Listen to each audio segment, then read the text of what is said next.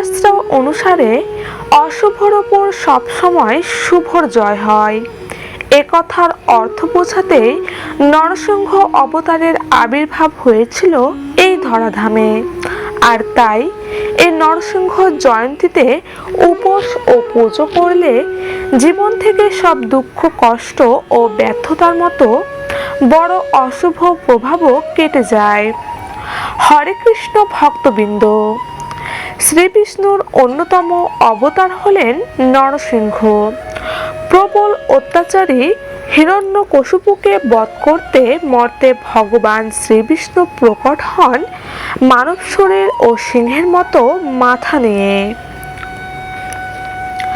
আর যে দিনটিতে শ্রীবিষ্ণু নরসিংহ অবতারে এই পৃথিবীতে আবির্ভূত হয়েছিলেন, ওই দিনটিকেই নরসিংহ জয়ন্তী হিসেবে গণ্য করা হয়েছে শাস্ত্রে।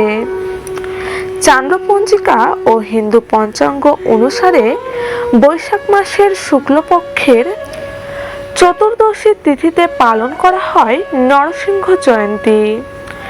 সাধারণত এপ্রিল বা মে মাসের মধ্যে কোনো একটি মাসের নির্দিষ্ট তারিখে পালিত হয় এই নরসিংহ জয়ন্তী। তো বন্ধুরা, এবছর অর্থাৎ 2024 সালে নরসিংহ জয়ন্তী পালন করা হবে আগামী 22শে মে বুধবারে।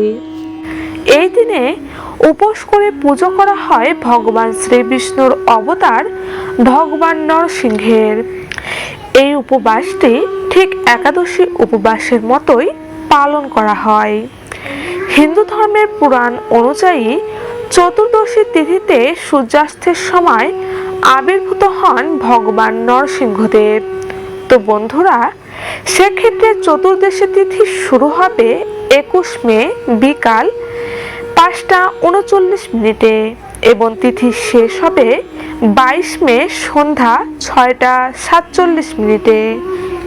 শাস্ত্র অনুসারে অশুভর ওপর ভালোর জয়ের উৎস হিসেবে পালন করা হয় নরসিংহ জয়ন্তী। এই দিন উপবাস করে পুজো করলে পাওয়া যায় ভগবান শ্রীবিষ্ণুর আশীর্বাদ ও জীবন থেকে দূর হয় নেতিবাচক শক্তি। তো বন্ধুরা, আমরা জানতে পারলাম নরসিংহ চতুর্দশী 2024 সালে কবে পালিত হবে। তো এখন আমরা শ্রবণ করে নিব নরসিংহ জয়ন্তীর মাহাত্ম্য কথাটি। ঋষি কাশ্যপ এবং তার স্ত্রী দিতির 2 সন্তান হলো। তাদের নাম হিরণ্যকশিপু ও হিরণ্যক্ষ। 2 ভাইই ভগবান ব্রহ্মাকে সন্তুষ্ট করার জন্য কঠোর তপস্যা করেন। ব্রহ্মা সন্তুষ্ট হন ও তাদের এমন বর দেন যে দেখা যায় পৃথিবীর প্রায় কোনো জীব এবং অস্ত্র, এমনকি দেবতারাও তাদের হত্যা করতে পারবে না। এই বর পেয়ে 2 ভাই মিলে ব্রহ্মাণ্ড দাপিয়ে বেড়াতে লাগলো।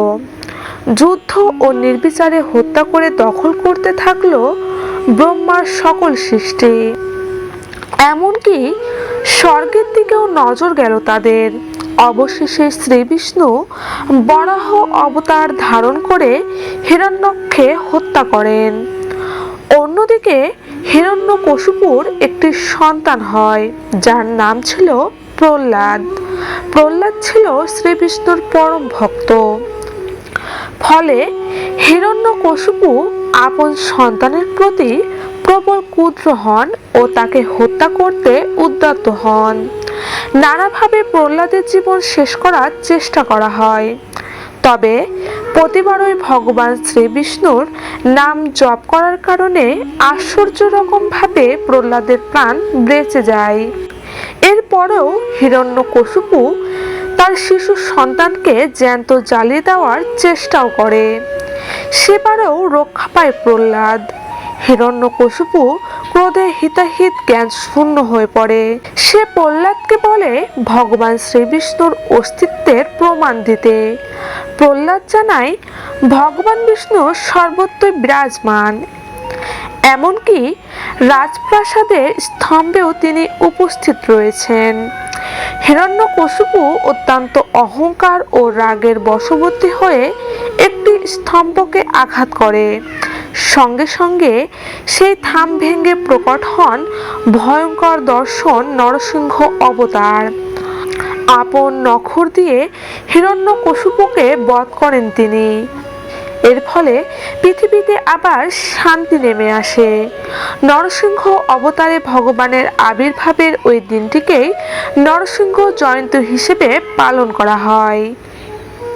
তো ভক্তবৃন্দ, এই হলো 2024 সালের নরসিংহ চতুর্দশীর সঠিক দিন ও মাহাত্ম্য কথাটি। জয় শ্রী বিষ্ণু, জয় শ্রীকৃষ্ণ, জয় রাধে।